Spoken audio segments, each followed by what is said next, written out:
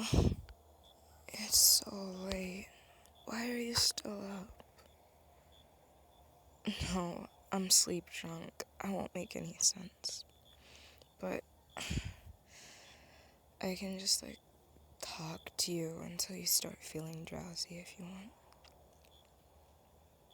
want. Okay. Why do you think you can't sleep? No idea. No idea at all. Ugh, I'm so tired.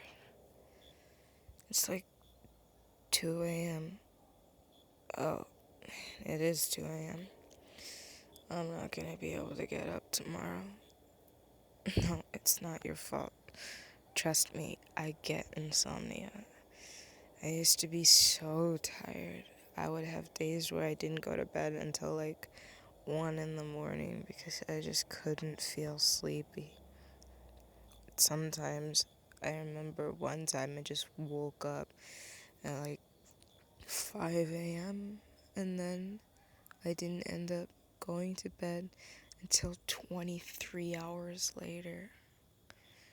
And you're always just so tired in the morning.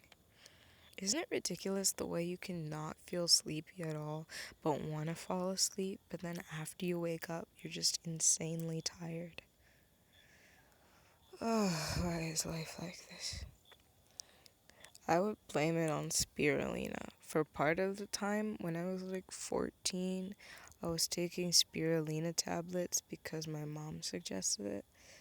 I don't know why. It was some sort of extra dietary thing, like a supplement.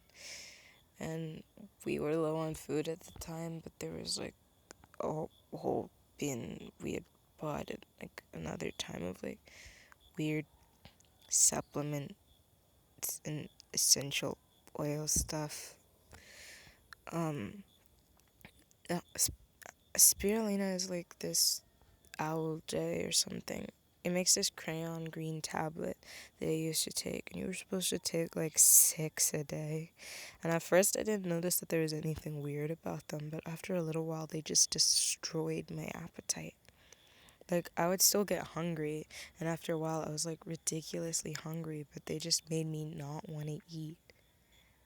I mean, I had heard that they were appetite suppressants, but I had no idea what that meant until obviously, and it was terrible. And then they made me never get sleepy. I had ridiculous amounts of energy despite not eating or sleeping, and I could dance for 2 hours straight and not get tired. No, it wasn't good dancing. I'm not a dancer, but the point still remains. Oh, I was just doing choreographies. So for 2 hours, of course not. I was basically just jumping and swaying to the music. It's not that crazy. But my stamina really skyrocketed, and that was crazy. I'm convinced spirulina must be a drug or something. I wouldn't take it again. I wouldn't suggest it to anyone who likes sleeping or, needs sleep. Though I wonder if maybe I didn't need to sleep or eat.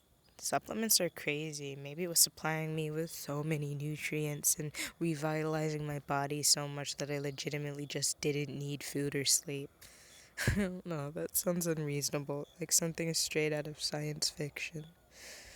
All the superheroes live off this magic power that revitalizes their bodies so that they never have to eat or sleep, like Popeye spinach or Underdog's little tablets.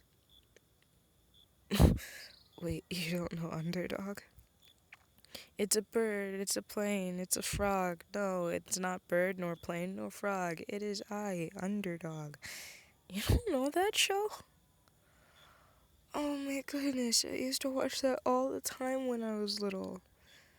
I have to show that to you. What have I been doing? You have to see Super Chicken too.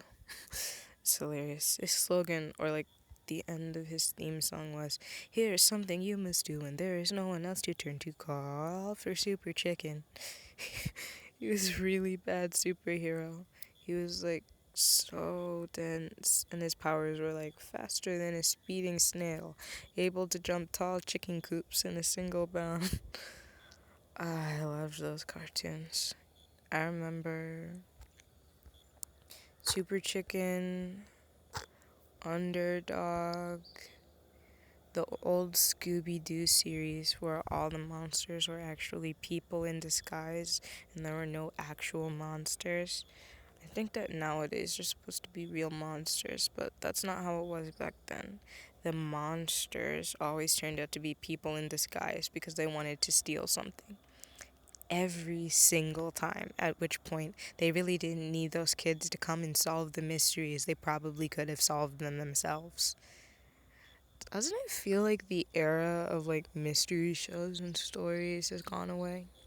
A few years ago, there used to be tons of mystery stories everyone was writing, like Nancy Drew and the Clue Crew. That's the new Nancy Drew. My family owns one of the original books, but the writing wasn't very good in my opinion. I solved the mystery in the first chapter, and I spent too much time dwelling on how pretty Nancy was when it really had no bearing on the story.